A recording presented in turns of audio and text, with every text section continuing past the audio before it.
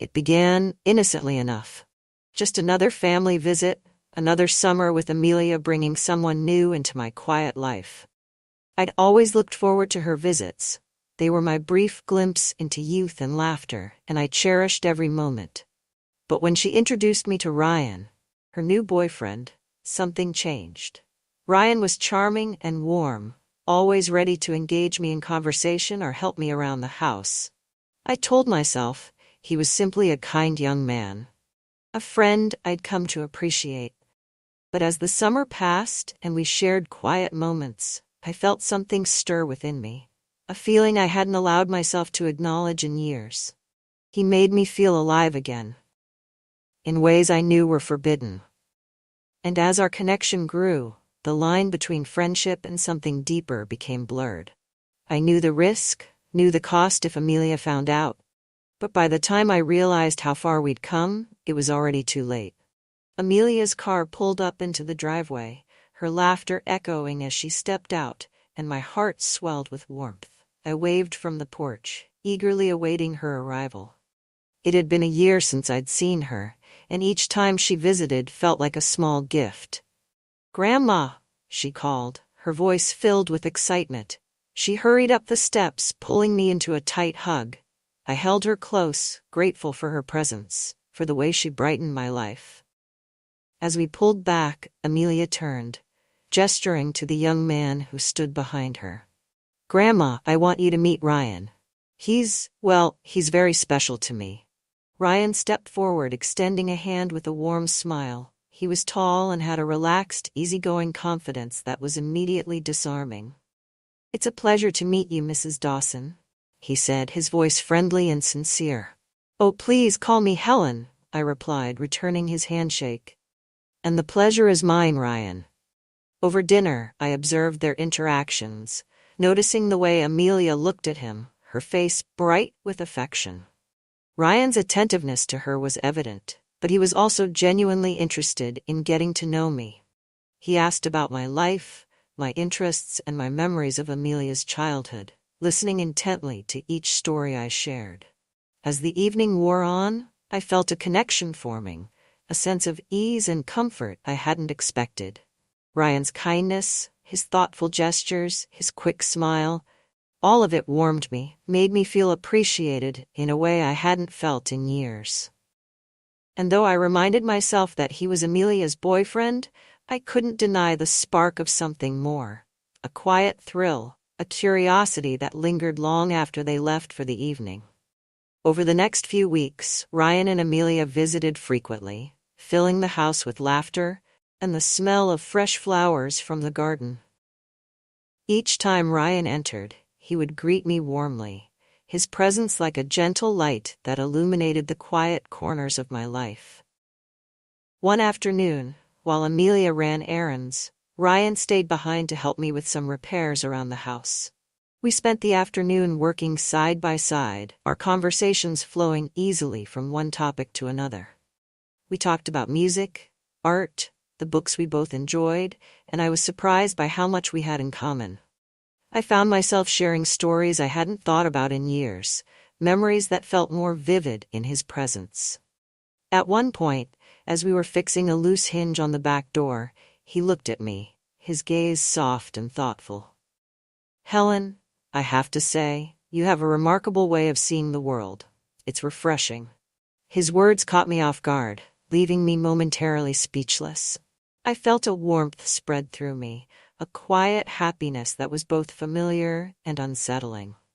I reminded myself that he was Amelia's boyfriend, that our connection was nothing more than a friendly bond. But each time he looked at me, each time he listened so intently to my words, I felt a pull, a sense of something deeper. And though I tried to keep my feelings hidden, I sensed that Ryan felt it too. There was a warmth in his gaze, a subtle shift in his tone that hinted at something unspoken, something we both understood, but neither dared to name. As the days passed, I found myself looking forward to Ryan's visits with a quiet anticipation that both thrilled and troubled me. Our conversations grew deeper, more personal, and each time we spoke, I felt the walls I had carefully built around my heart begin to crumble. One evening, we were sitting on the porch, watching the sun dip below the horizon, casting a warm glow over the garden. Amelia was inside, busy with a phone call, leaving Ryan and me alone in the quiet of dusk. He turned to me, his gaze thoughtful. "Helen, have you ever felt like you're seeing the world for the first time? Like each moment is more vibrant, more alive?" I hesitated, his words echoing the feelings I had kept hidden. "Yes, I suppose I have," I replied softly, my voice barely above a whisper. "It's a rare feeling." He nodded, a faint smile on his lips. "I feel that way when I'm here with you." His words hung in the air, filled with an intensity that took my breath away. I looked at him, my heart racing, and in that moment, I knew that the feelings we shared were more than just friendship. They were something forbidden, something we both knew was wrong, yet felt powerless to deny. Before I could respond, Amelia returned, her laughter breaking the spell that had formed between us. But as I looked away, I felt the weight of our unspoken feelings, a tension that lingered long after they left that night. The following week, after a family gathering, Amelia headed to bed early, leaving Ryan and me alone in the quiet of the house. We sat together in the living room, the only sound the soft hum of the grandfather clock, each tick filling the silence between us. He looked at me, his gaze lingering in a way that made my heart race. "Helen, I don't want to overstep, but I feel something here. Between us. I can't pretend I don't." His honesty took me by surprise, leaving me both exhilarated and terrified. I knew the boundaries we were crossing, the risk we were taking, but as I looked into his eyes, I felt a pull, a desire that had lain dormant for years. Without thinking, I reached out, my hand brushing against his. His fingers closed around mine, warm and reassuring, and for a moment, we simply sat in silence, our hands intertwined. Then, slowly, he leaned in, his lips brushing against mine in a kiss that was both tender and filled with longing. The world seemed to fade, leaving only the warmth of his touch, the softness of his kiss.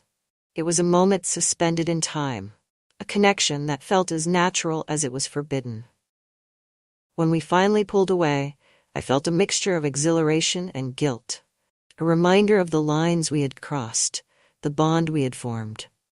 But as I looked into his eyes, I knew that this was a connection I couldn't deny, a love that felt as beautiful as it was dangerous. After that night, Ryan and I shared a series of quiet, hidden moments, stolen glances, whispered words, touches that lingered just a moment too long. Our connection grew, each encounter filled with a mixture of passion and secrecy that left me both exhilarated and uneasy. We would meet in the garden during the early morning hours, sharing a quiet conversation before Amelia woke up. He would brush his hand against mine, a subtle gesture that spoke volumes, and each time I felt the thrill of our secret, the beauty of a love that felt both wrong and undeniable. But alongside the joy, a sense of dread began to build, a fear that our secret was too fragile, too dangerous. I knew that if Amelia ever found out, it would shatter her trust, her love for both of us. And yet each time I tried to end things, to walk away, I found myself drawn back to him, unable to let go of the happiness I had found in his presence. As the summer wore on, our relationship became a delicate balance of passion and restraint. Each encounter a reminder of the love we had found, the risk we were taking. And though I knew that our time was limited, that our secret couldn't last forever, I chose to live in the moment, to savor each stolen kiss, each whispered confession. But as the days passed, I felt the weight of our secret grow heavier, a quiet reminder that the happiness I had found came with a price.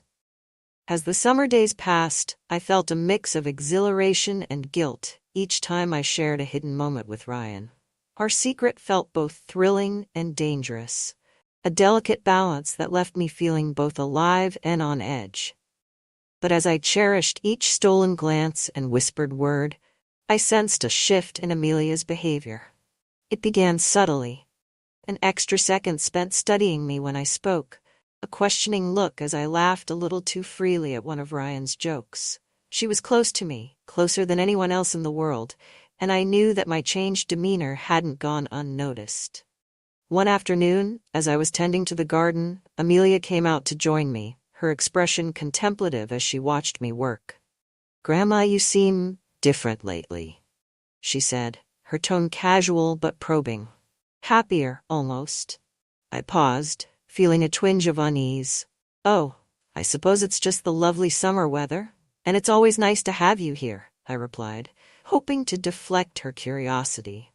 She nodded, but I could tell she wasn't entirely convinced. "And Ryan, you two seem to get along really well." Her words hung in the air, filled with an unspoken question that made my heart race. I forced a smile, doing my best to appear unfazed. "He's a kind young man, and he's been very helpful around the house. It's been nice having someone to talk to." But her gaze lingered, a flicker of doubt in her eyes that I couldn't ignore. I felt a pang of guilt, knowing that our secret was beginning to unravel, that the connection I shared with Ryan was no longer as hidden as I'd hoped. As Amelia left the garden, I realized that the boundaries I had carefully maintained were slipping, that our secret was becoming harder to keep. And as much as I cherished the love I had found, I knew that the cost of that love was growing with each passing day. One evening, after a small family gathering, Amelia excused herself to take a phone call, leaving Ryan and me alone in the quiet of the house. We shared a glance, an unspoken understanding passing between us as he reached for my hand, his touch gentle, but filled with longing. "Meet me in the garden," he whispered, his voice barely audible. I nodded, my heart racing as I slipped outside, the cool night air brushing against my skin. We met under the large oak tree, hidden from view, and as he pulled me into his arms, I felt the familiar warmth, the quiet joy that came from being with him. But just as our lips met, I heard the soft crunch of footsteps on the gravel path. I pulled back, my heart pounding, as I saw a figure approaching. Amelia, her face partially illuminated by the moonlight, her gaze fixed on us. I stepped back, trying to keep my composure, hoping that the darkness had obscured what she had seen. "Amelia, I didn't expect you out here," I said, my voice shaky. She looked between us, her eyes narrowing slightly. "I was just coming to check on you both," she replied, her tone laced with suspicion. Ryan quickly stepped back, keeping his expression neutral. "We were just enjoying the night air," he said, offering a casual smile. "It's such a beautiful evening." Amelia nodded, but the doubt in her eyes was unmistakable. She studied me for a moment longer before turning back toward the house, leaving us standing in the silence, the weight of our near discovery pressing down on us. As we stood there, I felt the thrill of our secret affair replaced by a creeping sense of dread, a realization that our time together was growing increasingly fragile, that each moment we shared carried a risk I was no longer sure I could bear. The next morning, Amelia's demeanor was cool, her warmth replaced by a quiet distance that left me feeling unsettled. I tried to carry on as usual, but I could sense her suspicion, the silent questions that lingered each time she looked my way. Finally, unable to bear the tension any longer, I approached her in the kitchen, hoping to clear the air. "Amelia, is something on your mind? You seem distant." She looked up, her gaze sharp and searching. "Grandma, I want to ask you something, and I need you to be honest with me." A wave of apprehension washed over me, but I nodded, doing my best to keep my voice steady. "Of course, darling. You can ask me anything." She took a deep breath, her expression filled with both hurt and confusion. "Is there something going on between you and Ryan?" The question struck like a blow, each word filled with accusation, a reminder of the boundaries I had crossed. I opened my mouth, searching for a way to explain, to soften the truth, but the words caught in my throat. "Amelia, Ryan and I have grown close, but it's not what you think," I stammered, my voice barely above a whisper. "It's just, he's been a friend, someone who understands. Her eyes filled with a mixture of disbelief and hurt. A friend?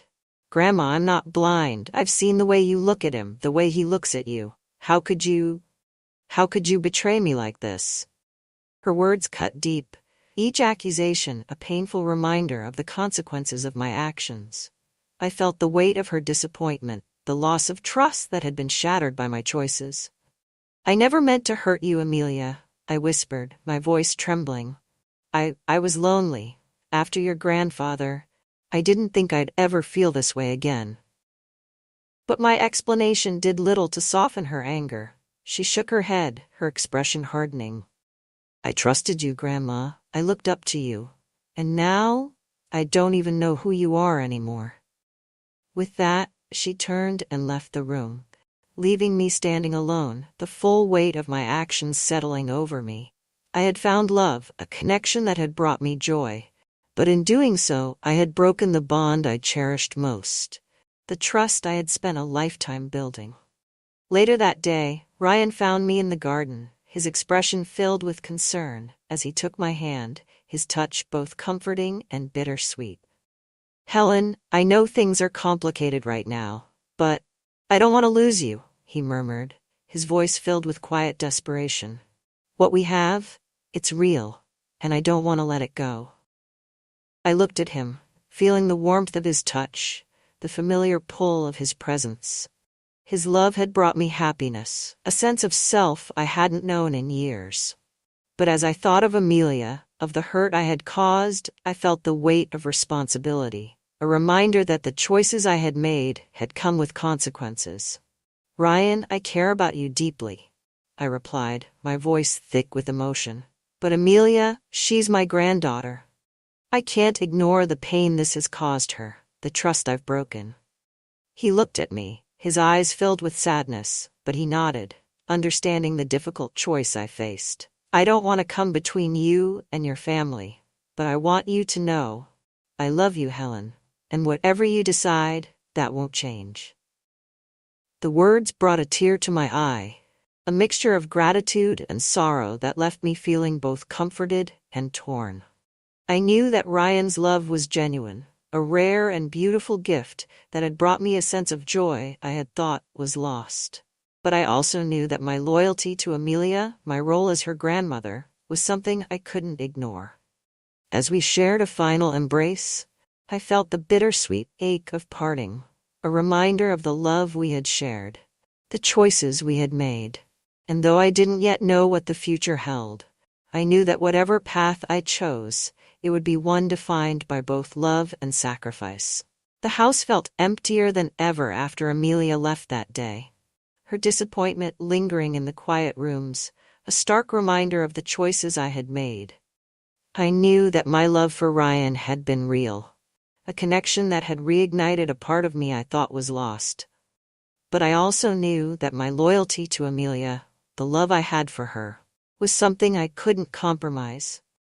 Later that evening, I found myself sitting alone in the living room, Ryan beside me, his expression filled with both concern and understanding. He took my hand, his touch warm and steady, a reminder of the love we had shared. Helen, he murmured, his voice gentle, I don't want you to feel like you have to choose between me and Amelia.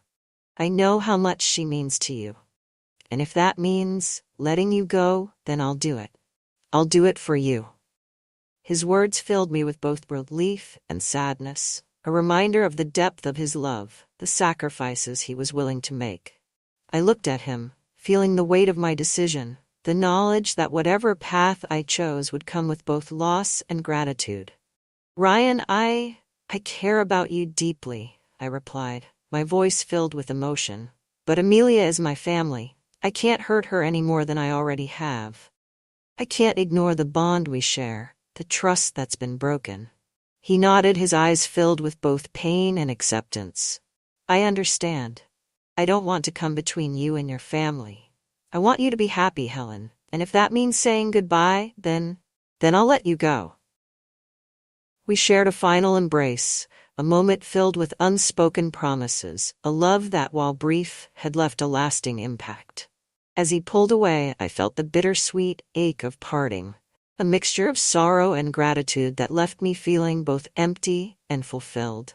And as he left, I knew that I had made the right choice, that my loyalty to Amelia, my role as her grandmother, was a bond that could not be broken, a love that would carry me forward, even in the absence of the connection I had shared with Ryan. The days that followed were filled with quiet reflection, a sense of loss that lingered in the spaces Ryan had once filled. I spent my time in the garden, tending to the flowers he had helped me plant, each bloom a reminder of the beauty we had created, the love we had shared.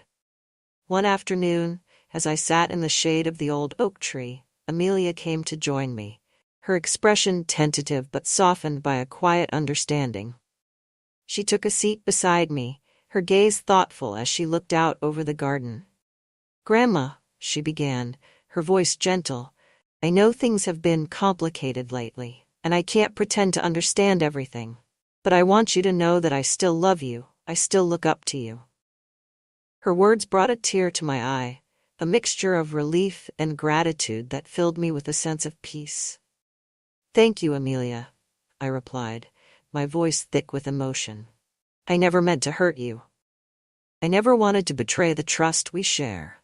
She nodded, her gaze filled with both forgiveness and lingering sadness. "I know, Grandma. I didn't expect it, and I think it'll take some time for me to fully understand. But I do know that you're human, that you have your own needs, your own desires." We shared a quiet moment, a mutual understanding settling between us, a reminder that while the journey had been painful, it had also brought us closer, taught us both the importance of compassion and forgiveness. And as we sat together in the garden, I felt a sense of healing, a knowledge that the love I had found, the choices I had made, had led me to a place of acceptance, a place where I could carry forward both the love and the lessons of the past. In the weeks that followed, Amelia and I took small steps toward rebuilding our bond. We shared long conversations, moments filled with honesty and vulnerability, as I opened up to her about the loneliness that had led me to Ryan, a sense of connection that had been both beautiful and painful. Amelia listened, her expression thoughtful as she took in my words, her own perspective slowly shifting, her understanding deepening. "Grandma," she said one afternoon as we sat on the porch, "I can't say I fully understand what happened between you and Ryan, but I can see that it brought you happiness, even if only for a little while. And I think I can accept that." Her words brought a sense of relief, a quiet peace that filled the spaces left by guilt and regret. "Thank you, Amelia. I know I made mistakes, but I want you to know that my love for you has always been constant, always unwavering." She reached over, taking my hand in hers, her gaze filled with warmth. "I know, Grandma, and I forgive you. I just want you to be happy." In that moment, I felt the bond between us strengthen, a reminder of the resilience of family, of the love that had carried us through both joy and sorrow. And as we sat together, I knew that our journey toward healing had begun, that we were both moving toward a place of acceptance and peace. With Amelia's forgiveness and Ryan's departure, I found myself spending more time in quiet reflection, journaling my thoughts, processing the emotions that had filled my life over the past year. I poured my heart onto the pages, each word a piece of the journey I had taken, a testament to the love and loss that had shaped me. Through my writing, I came to understand that my relationship with Ryan, though brief, had given me something precious, a renewed sense of self, a reminder that love was not bound by age or convention. I realized that our connection had been a gift, a beautiful, fleeting chapter that had brought me joy and self-acceptance. One afternoon, I wrote a letter to Ryan, a final farewell filled with gratitude and love. "Ryan," I began, my pen moving steadily across the page, "thank you for being light into my life, for reminding me that love is not limited by time or boundaries. Though our time together was short, it was filled with a richness that I will carry with me always. I wish you happiness, love, and success in all you do. You will always hold a special place in my heart. As I finished the letter, I felt a sense of closure, a quiet peace that settled over me like the warm glow of sunset. I knew that while our love had been brief, it had left a lasting impact, a reminder of life's beauty and the resilience of the heart. With time, I found myself embracing a new chapter, a life filled with small moments of joy and contentment. I reconnected with old friends, took up painting again, and found solace in the simple pleasures of life. My days were filled with laughter, companionship, and the quiet satisfaction that came from living with an open heart. Each morning I tended to the garden, watching the flowers bloom, each petal a reminder of the beauty that had filled my life, the love I had known, the lessons I had learned. And though I felt the absence of Ryan, the memories of our time together brought me peace, a quiet reminder that love, in all its forms, was a gift to be cherished.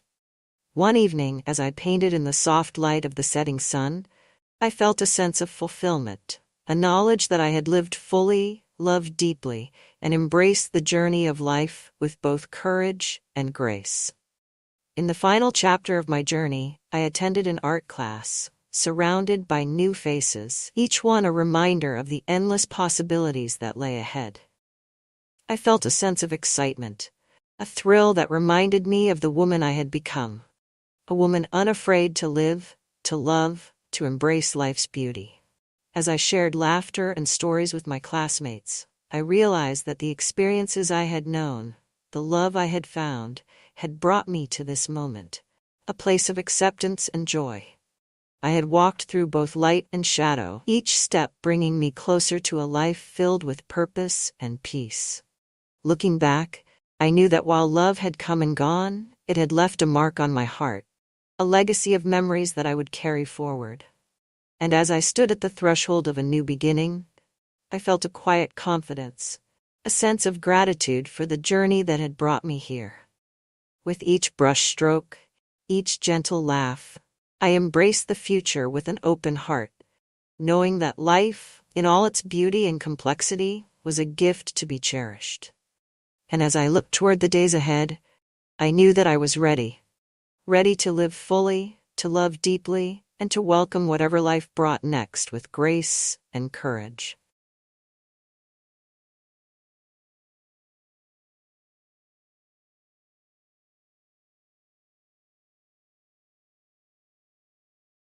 If someone had told me that at 58, after decades of living a quiet, respectable life, I'd find myself in the middle of a situation that I could never have anticipated or even imagined, I would have laughed at the absurdity of it. But life, as I've come to learn, has a way of surprising us, especially when we least expect it. This story isn't one I've shared before, and perhaps I never will again. It's too complicated, too messy, and far too revealing. Yet as I sit here, a glass of wine in my hand and the evening shadows creeping across my living room, I find myself reflecting on that one weekend that changed everything. It was supposed to be an ordinary visit. My nephew Tom had called earlier that week, asking if he could come to stay for a few days, to escape the bustle of city life. "Bring your friends if you'd like," I had said, not thinking much of it. When they arrived, I greeted them at the door with my usual warmth. Tom was his usual charming self, all bright smiles and effervescent energy. Behind him stood two men I hadn't met before. Brian, tall and brooding, with a quiet intensity about him, and Max, whose boyish grin and easy laughter instantly put me at ease. The house felt livelier than it had in years, their voices filling the space that had long been dominated by silence. I hadn't realized how much I missed having people around. As the weekend unfolded, I found myself drawn into their orbit. It was a strange feeling, being the only woman in a house full of younger men. At times I felt like a hostess, ensuring they were comfortable and well-fed. At other times I felt like one of them, laughing at their jokes and joining in their games. Tom was the one who brought them into my life, but it was Brian and Max who intrigued me in ways I hadn't expected. There was something magnetic about them, something that made me feel seen in a way I hadn't felt in years. I noticed the glances Brian would steal when he thought I wasn't looking, his eyes lingering a moment too long. I noticed the way Max's hand would graze mine as he passed me a plate at dinner, the touch sending a jolt of electricity through me. And I noticed how my own heart seemed to race whenever I was alone with either of them. I told myself it was nothing. A harmless spark of attraction, nothing more. But then came that evening. The evening when everything changed. It had been a long day of lounging in the garden and playing board games in the living room. As the sun set, casting a warm golden glow over the house, we moved to the kitchen to prepare dinner. Tom, ever the life of the party, decided to run to the store for more wine. "I won't be long," he said, grabbing his keys and heading out the door. For the first time all weekend, it was just the three of us, Brian, Max, and me. The atmosphere in the house shifted the moment Tom left. It wasn't dramatic, not at first, but there was something in the air, a kind of tension that hadn't been there before. We sat in the living room, sipping wine and talking about nothing in particular. The conversation was easy, but beneath it was an undercurrent of something unspoken. "Eleanor," Max said suddenly, his voice cutting through the quiet, "can I ask you something?" I looked at him, his boyish grin replaced by a more serious expression. "Of course," I said, setting my glass down. "How do you do it?" he asked. "Living here all alone. Doesn't it get lonely?" The question caught me off guard, but I answered honestly. "Sometimes," I admitted, "but I've learned to find joy in the little things. My garden, my books, my painting. It's a simple life, but it suits me." Brian, who had been silent until now, leaned forward. "You're an amazing woman, Eleanor," he said, his deep voice resonating in the small room. "I don't think I've ever met someone as strong and graceful as you." His words took my breath away. I could feel the heat rising in my cheeks, and I quickly reached for my glass of wine, taking a long sip to steady myself. "You're too kind," I said, trying to deflect the intensity of his compliment. But Brian wasn't finished. "I mean it," he said, his eyes locking onto mine. "You're incredible." The room fell silent, the air thick with unspoken emotion. I could feel Max's gaze on me, and when I glanced at him, I saw the same intensity in his eyes. For the first time in years, I felt alive. It was a dangerous feeling, one that thrilled and terrified me in equal measure. I didn't know what would happen next, but I knew that whatever it was, it would change everything. It's strange how life twists and turns in ways we never expect. If you'd told me a decade ago that I'd be spending my evenings alone in a big quiet house, I wouldn't have believed you.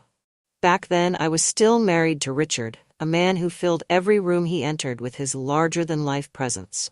We had a good life together, 2 children, a beautiful home, and years of memories that I still cherish. But then Richard passed, and everything changed. It wasn't sudden, but that didn't make it any easier. Watching someone you love fade away is a kind of pain I wouldn't wish on anyone.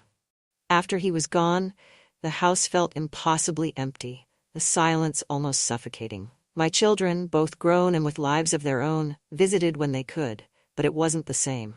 For a long time I drifted. Days bled into weeks, and I found myself going through the motions of life without truly living it. It wasn't until I picked up a paintbrush again, a hobby I'd abandoned years ago, that I began to feel like myself. Painting became my therapy, a way to process my grief and find beauty in the world again. It was during this time that Tom started visiting more often. Tom is my sister's son, but in many ways, I've always thought of him as my own. He spent much of his childhood in my home, tagging along with my children during school breaks and holidays. Even as an adult, he remained close, often calling or stopping by to check on me. "Just making sure you're not turning into a hermit, Aunt Eleanor," he'd say, grinning as he handed me a bottle of wine or a bouquet of flowers. His visits were a balm for my loneliness. Tom had a way of lighting up the room with his infectious energy and easy charm. He was the kind of person who could make you laugh even when you didn't feel like it, and his presence always left me feeling a little less alone. About a week before the weekend that changed everything, Tom called to ask if he could come to stay. "Of course," I said, not hesitating for a moment. "Great," he replied. "And, would it be okay if I brought a couple of friends? They're good guys, I promise. They just need a break from the city as much as I do." I hesitated, but only briefly. It had been a long time since I'd had a full house, and the idea of having company, even if it was Tom's friends, was strangely appealing. "Bring whoever you'd like," I said. When they arrived, I was immediately struck by how different the three of them were. Tom was his usual effervescent self, bounding through the door with an energy that seemed boundless. Behind him was Brian, tall and quiet, with an air of seriousness that was almost intimidating. His dark eyes seemed to take in everything around him, and though he didn't say much at first, there was a depth to him that intrigued me. Then there was Max. If Brian was the storm, Max was the sunshine. He had a boyish grin that made you feel at ease, and his laughter was warm and genuine. While Brian seemed content to sit back and observe, Max jumped right in, helping me carry their bags and joking about how Tom hadn't told them his aunt was this cool. "Well, Tom tends to exaggerate," I said, smiling as I led them to their rooms. The first day of their visit was easy and pleasant. We spent the morning drinking coffee on the porch, the men sharing stories about their lives in the city. Tom, as always, dominated the conversation, but I noticed the way Brian would occasionally interject with sharp, insightful comments that made us all pause and think. Max, on the other hand, kept us laughing with his quick wit and playful banter. By the afternoon, we were in the garden, weeding and trimming hedges. It was a warm, sunny day, and the light-hearted atmosphere made the work feel more like play. "You've really got a little paradise here, Aunt Eleanor," Max said, wiping sweat from his brow. "I don't know how you do it." "It's a labor of love," I replied. "The garden has always been my happy place." Brian, who had been working silently nearby, nodded in agreement. "It shows," he said. "There's something peaceful about this place. I can see why Tom loves it here."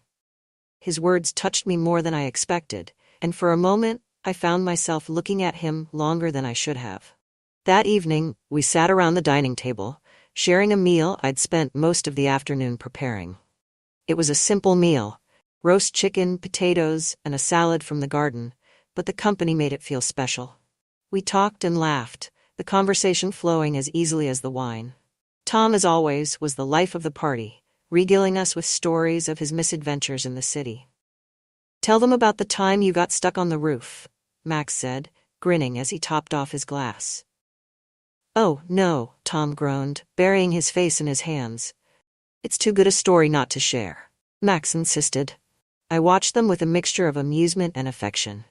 There was something wonderful about seeing Tom so at ease, surrounded by friends who clearly cared for him deeply. As the night wore on, the conversation turned more personal. "Do you ever get lonely out here, Aunt Eleanor?" Max asked, his voice softer than usual. The question caught me off guard, but I answered honestly. "Sometimes," I admitted, "but I've learned to find joy in the little things. My garden, my painting, they keep me company."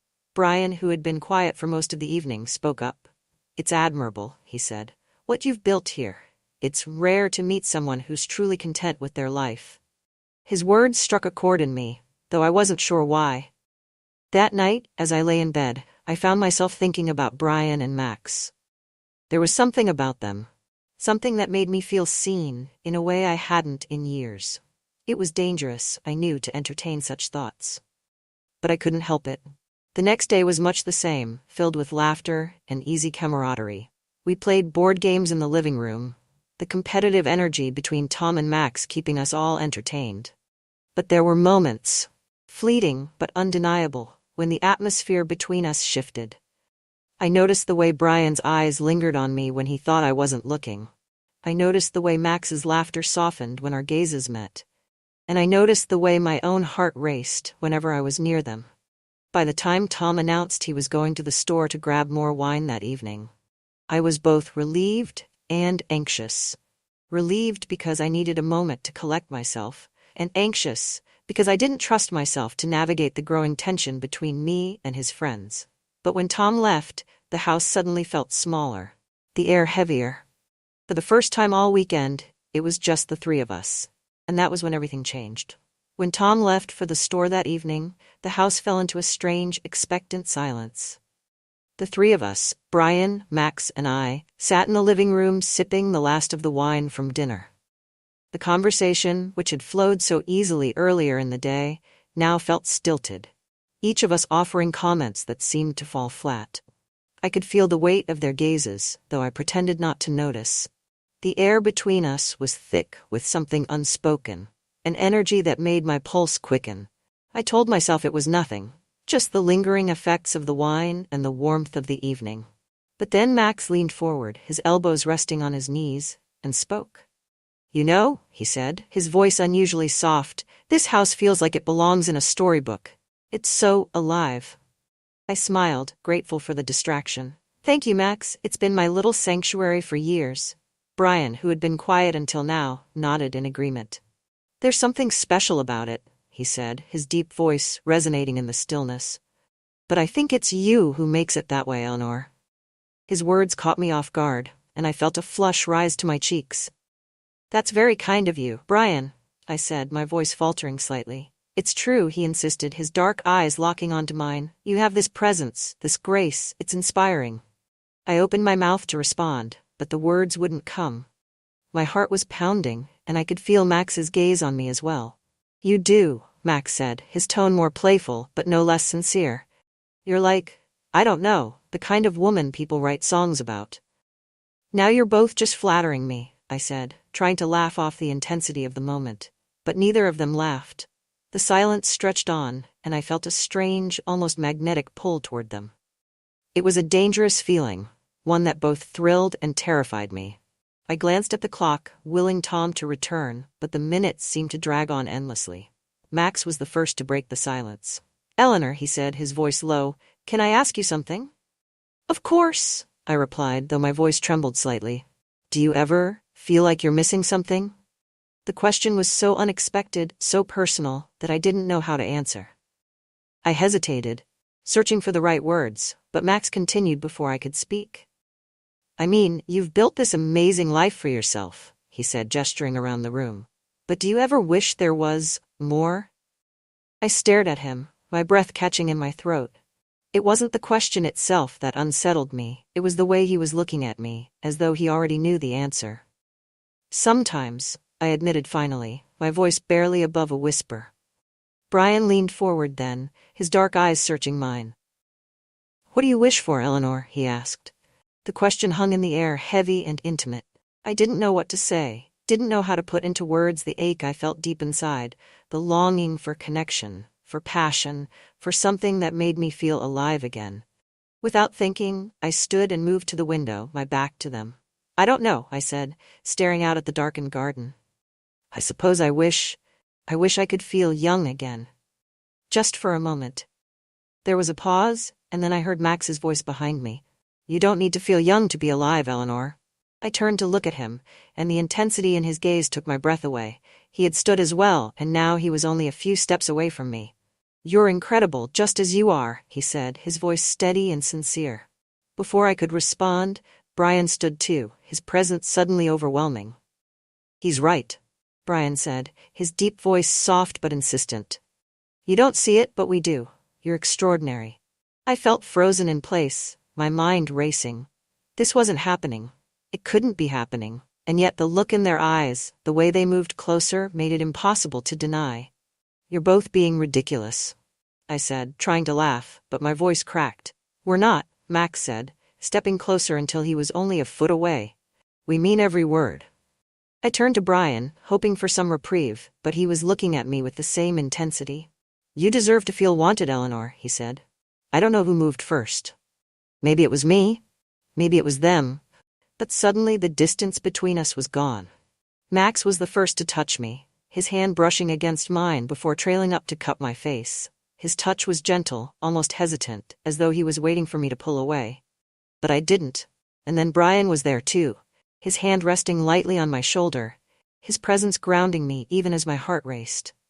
"This is crazy," I whispered, my voice trembling. "Maybe," Max said, his lips curling into a soft smile. "But doesn't it feel right?" I couldn't answer because the truth was, it did. The moments that followed felt like a dream, disjointed, surreal, and yet impossibly vivid. Max's lips found mine first, soft and tentative, and then more insistent as I leaned into him. His kiss was warm and intoxicating, and for a moment I forgot everything else.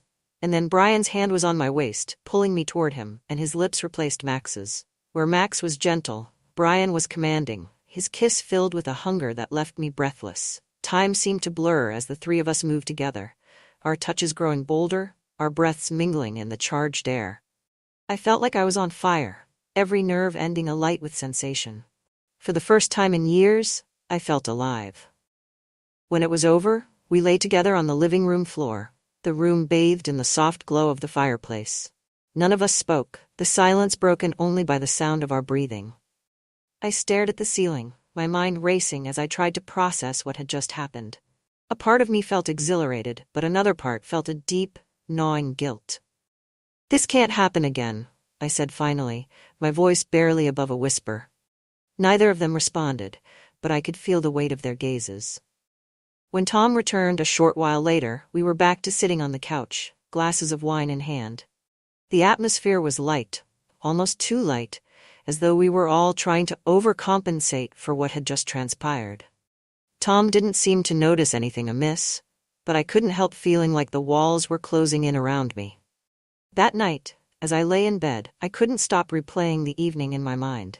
The way Max had touched me, the way Brian had looked at me, it was all too much. I told myself it was a mistake, a moment of madness that would never happen again. But deep down, I wasn't so sure. The next morning, the weight of what had happened settled over me like a thick, suffocating fog. I lay in bed, staring at the ceiling, as the events of the previous evening replayed in my mind. No matter how I tried to rationalize it, I couldn't shake the feeling that I had crossed a line, one that could never be uncrossed. I told myself it was a lapse in judgment, a moment of weakness brought on by loneliness and too much wine. But the memory of their touches, their voices, their gazes, it was all still so vivid, so electric, that it made my chest tighten and my heart race. I had to face them. When I finally mustered the courage to leave my room, the house was unusually quiet. Tom had already left for a morning run, his cheerful energy absent from the space. It was just the three of us again. I found Max and Brian in the kitchen, sipping coffee and speaking in hushed tones. When I entered, they fell silent, their eyes flickering to me with expressions I couldn't quite read. "Good morning," I said, my voice steady but brittle. "Morning," Max replied, his usual grin replaced by something softer, more tentative. Brian simply nodded, his gaze lingering on me for a moment before he looked away. The air between us was thick with unspoken tension. I busied myself with pouring a cup of tea, my hands trembling slightly as I tried to keep my composure. "We should talk," Brian said suddenly, his deep voice breaking the silence. I froze, my back to them, before finally turning around. "About last night," I said, finishing the thought for him. He nodded, his expression unreadable. Max shifted uncomfortably in his seat, his hands wrapped tightly around his coffee mug. "It was a mistake," I said firmly, though my voice wavered. "We got caught up in the moment, and it shouldn't have happened." Neither of them responded right away, and the silence stretched on, heavy and oppressive. "I don't think it was a mistake," Max said finally, his voice quiet but resolute. I stared at him, my heart pounding. "Max." "It wasn't planned," he continued, his blue eyes earnest as they met mine. "But it wasn't meaningless either. At least not to me." My breath caught in my throat, and I turned to Brian, hoping for some reprieve. But he nodded, his dark gaze steady. "He's right," Brian said. "It wasn't meaningless." The words hit me like a tidal wave, and for a moment, I couldn't speak. Part of me wanted to believe them, to give in to the warmth and connection I had felt the night before. But the other part of me, the part rooted in logic and reason, knew that this couldn't continue. "It doesn't matter," I said finally, my voice trembling. "It can't happen again." The mention of Tom seemed to break whatever spell had held us, and a shadow of guilt flickered across Max's face. "You're right," Brian said, his tone firm but tinged with regret. "It can't happen again." Max opened his mouth as if to argue, but Brian gave him a sharp look, silencing him. I nodded, relief and sorrow washing over me in equal measure. "Thank you," I said quietly. The rest of the morning passed in a haze of awkward silences and forced small talk. When Tom returned from his run, he was oblivious to the tension, his cheerful chatter filling the space as he recounted his route through the countryside. But I couldn't relax. Every glance from Max or Brian felt loaded with meaning, and I found myself retreating more and more into myself as the day wore on. That evening, as we sat around the dining table, I noticed the subtle shifts in our dynamic. Brian, who had been so stoic and composed before, seemed more guarded, his words carefully measured. Max, on the other hand, was quieter than usual, his easygoing demeanor replaced by something more subdued. Tom didn't seem to notice, but I couldn't help feeling like I was balancing on a knife's edge, one wrong word away from everything unraveling. After dinner, Tom suggested we watch a movie, his enthusiasm infectious despite my unease. I agreed, hoping it would help lighten the mood. We settled into the living room, Tom sprawled across the couch while I sat in an armchair, a safe distance from Max and Brian. The movie played on, but I couldn't focus. My mind was too busy replaying every glance, every touch, every whispered word from the night before. When the credits rolled, Tom yawned and stretched, declaring he was off to bed. "Long run this morning," he said with a grin. "I'm beat." "Good night, Tom," I said, forcing a smile. He disappeared down the hall, leaving the three of us alone again. For a moment, none of us spoke. The only sound was the crackling of the fireplace, its warm light casting flickering shadows across the room. "I should go to bed too," I said finally, rising from my chair. Max stood as well, his expression conflicted. "Eleanor," I shook my head, cutting him off. "Good night, Max, Brian." Without waiting for a response, I turned and walked to my room, closing the door behind me. The next morning, the tension had become unbearable. I found myself avoiding both Max and Brian, slipping out to the garden whenever I heard their voices, or retreating to my studio under the guise of working on a painting. But I couldn't avoid them forever. That afternoon, as I was pruning the roses, Brian approached me. "Eleanor," he said, his voice soft but insistent. I straightened, my heart pounding as I turned to face him. "Brian," I said, my voice carefully neutral. "I just wanted to say." He hesitated, his dark eyes searching mine. "I'm sorry if we made you uncomfortable." I swallowed hard, the sincerity in his voice cutting through me. "It's not about being uncomfortable," I said. "It's about doing what's right." He nodded, his expression solemn.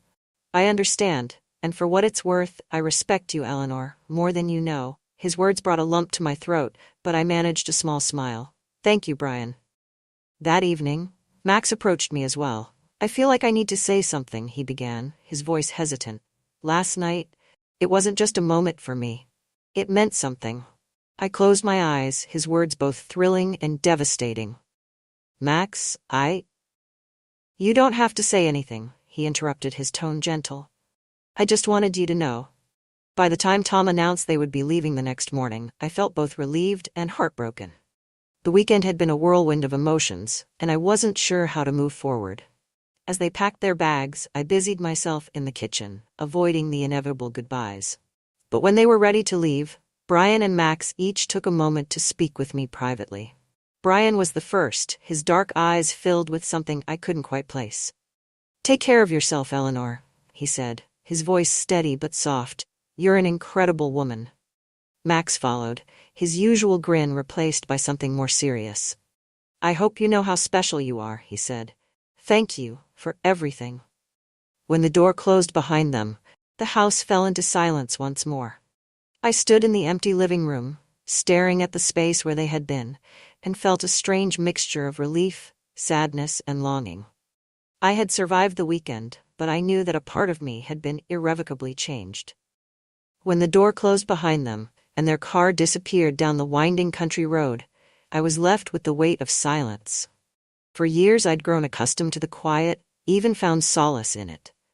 But that day, the silence felt different, hollow, and suffocating, as though it was pressing down on me, demanding answers to questions I wasn't ready to face. I tried to busy myself with chores. I cleaned the kitchen, straightened the living room, and tended to the garden, but no amount of sweeping or pruning could erase the memories of the weekend. It wasn't just the physicality of what had happened that lingered. It was the emotions. The longing in Brian's eyes, the tenderness in Max's voice, the way they both made me feel like a woman again, not just a widow or an aging aunt. It was intoxicating and terrifying all at once. That evening, as the sun set over the hills, painting the sky in hues of gold and crimson, I poured myself a glass of wine and sat on the porch. The garden, usually a source of comfort, felt distant and unfamiliar. I stared out at the flowers, their vibrant colors muted in the dimming light, and tried to make sense of what I was feeling. Was it guilt, regret, or was it something deeper, something I wasn't ready to name? I thought about Brian, his steady gaze and quiet intensity. He had a way of seeing through me, of peeling back the layers I had so carefully constructed around myself. And then there was Max, with his boyish charm and disarming warmth. He had a way of making me feel alive, as though the years hadn't dulled my spirit as much as I feared. But it wasn't just about them, it was about me. For the first time in years, I had felt something more than the monotony of my day-to-day life. I had felt wanted, seen, and valued, not for what I had lost or what I could provide, but for who I was. And that realization was as liberating as it was terrifying. The days that followed were a blur of emotions. I tried to lose myself in my painting, but every canvas I touched seemed to reflect the chaos inside me. Swirling colors and jagged lines, no clear focus or direction. My friends noticed the change in my work, but I couldn't bring myself to explain it. "Your paintings are so raw," one of them said during a visit to my studio. "It's like you're working through something." "I suppose I am," I replied, offering a vague smile. A week after they left, I received a message from Max. "Eleanor, I just wanted to check in and see how you're doing. I know the weekend was a lot, but I hope you're okay. Thank you again for letting us stay. It meant more to me than I can say." Reading his words, I felt a pang of something I couldn't quite define. Gratitude, sadness, longing. I didn't reply right away. I wasn't sure what to say, how to respond to someone who had stirred feelings in me that I thought were long dormant. But later that night, after staring at my phone for what felt like hours, I typed out a response. "Max, thank you for your message. I'm doing well, all things considered. I hope you and Brian are both settling back into city life. Take care of yourself." It was short, polite, and impersonal. The safest response I could manage. The next day, I received a package in the mail. When I opened it, I found a book, an old leather-bound volume of poetry. Inside the front cover was a note written in Brian's careful handwriting. "Eleanor, I saw this and thought of you. I hope you find as much beauty in these words as I do. Thank you for everything." His gesture was thoughtful, almost painfully so. I ran my fingers over the embossed title, feeling a lump rise in my throat.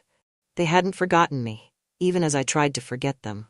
Weeks turned into months, and slowly, life began to return to its familiar rhythm. The garden bloomed with the arrival of spring, and my painting took on a brighter, more hopeful tone. I began to see friends more often, to host small gatherings that brought life and laughter back into my home. But no matter how busy I kept myself, the memories of that weekend lingered in the quiet moments. Late at night when the house was still, or in the early mornings when the sun's first light crept across the floor.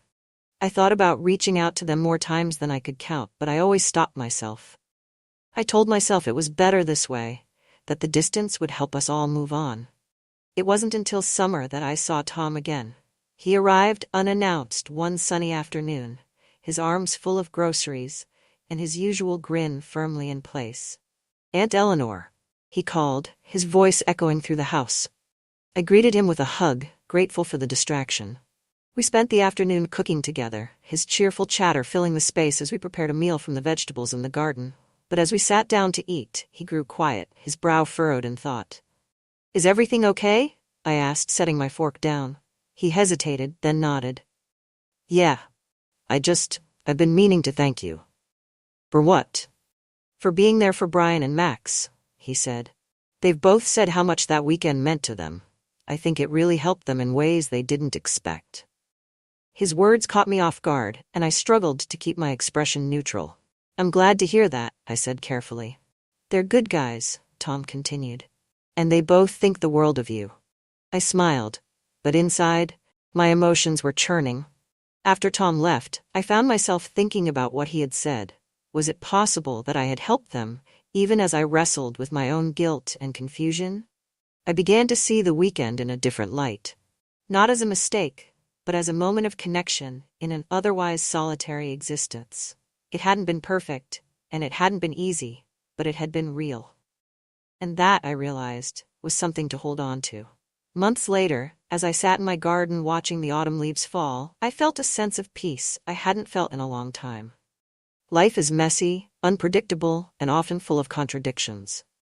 But it's also beautiful, filled with moments of connection that remind us of what it means to be human. I don't know if I'll ever see Max or Brian again. Maybe it's better if I don't. But I'll always carry the memory of that weekend with me, not as a source of regret, but as a reminder that even in the quietest corners of life, there's still room for unexpected joy.